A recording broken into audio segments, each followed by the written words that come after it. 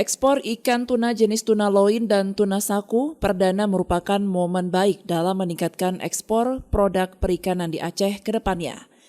Saat ini, Aceh memiliki 19 unit pengolahan ikan yang bisa diekspor dan 76 HACCP sebagai syarat ekspor. Seperti yang dilakukan oleh PT Yakin Pasifik Tuna, perusahaan tersebut merupakan pabrik pertama yang ada di Aceh yang memperoleh HACCP Grade A. Dan saat ini, PT Yakin Pasifik Tuna salah satu pihak yang punya izin ekspor ke Arab Saudi. PJ Gubernur Aceh Ahmad Marzuki mengharapkan kegiatan ekspor tersebut dapat terus berlanjut dengan kapasitas yang lebih banyak lagi ke depannya.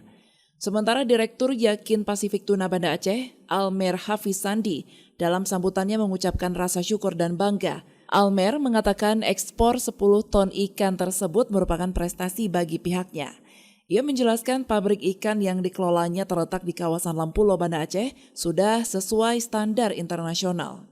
Sebelumnya, pihaknya juga sudah melakukan ekspor ke berbagai negara, seperti Jepang, Amerika, dan Uni Eropa, yang berkolaborasi dengan startup Aruna yang membuka jaringan dan mendapatkan pembeli di luar negeri.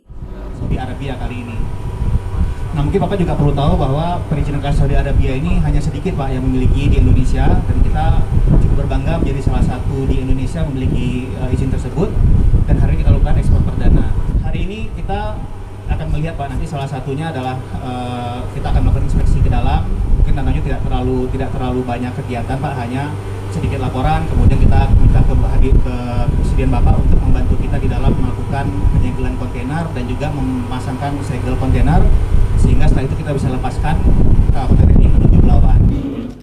Untuk diketahui, produk ikan tuna loin yang diekspor sebelumnya sudah melalui berbagai proses tahapan seperti pencucian, pemotongan kepala dan pembuangan kulit serta tulang, dan perapihan hingga tahap pembekuan sebelum diekspor.